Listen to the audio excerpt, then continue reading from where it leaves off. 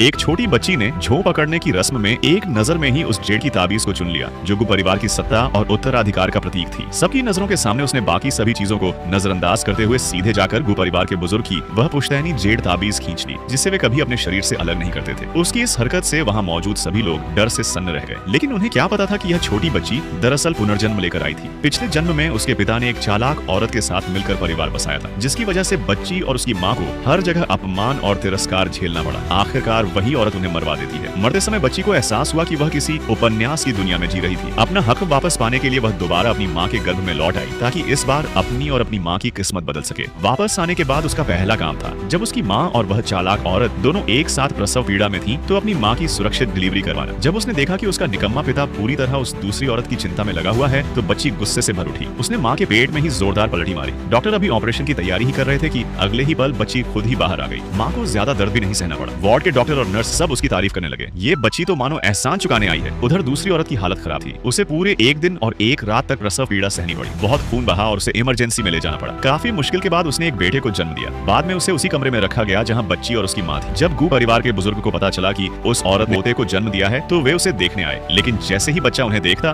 जोर जोर से रोने लगता। चाहे उसकी माँ कितना भी मनाती, वह चुप नहीं होता। आखिरकार परेशान होकर बुजुर्ग पास वाले बिस्तर की तरफ गए, जहाँ छोटी बच्ची लेटी थी। जैसे ही बच्ची ने दादाजी को देखा, वह खुशी से मुस्कुराने लगी। उसकी मुस्कान ने तुरंत बुजुर्ग का दिल जीत लिया। उन्होंने अपनी वर्षों पुरानी प्रिय कलम उसे तोहफे में दे दी। थोड़ी देर बाद जब कोई उसका चेहरा साफ करने के लिए तौलिया लाया, तो बच्ची ने अचानक वह ब्रश उठा लिया और तौलिए पर कुछ रेखाएं खींच दी। देखते ही देखते एक शानदार पर्वत और नदी का चित्र उभर आया। ये देखकर बुजुर्ग खुशी से भर उठे। उन्होंने बच्ची को गोद में उठा लिया और बोले, ये बच्ची हमारे परिवार की 100 साल में एक बार जन्म लेने वाली प्रतिभा है। ये सब देखकर चालाक औरत जलने लगी। उसे लगा कि बच्ची ने उसके बेटे का प्यार छीन लिया है, इसलिए उसने माँ को नुकसान पहुंचाने की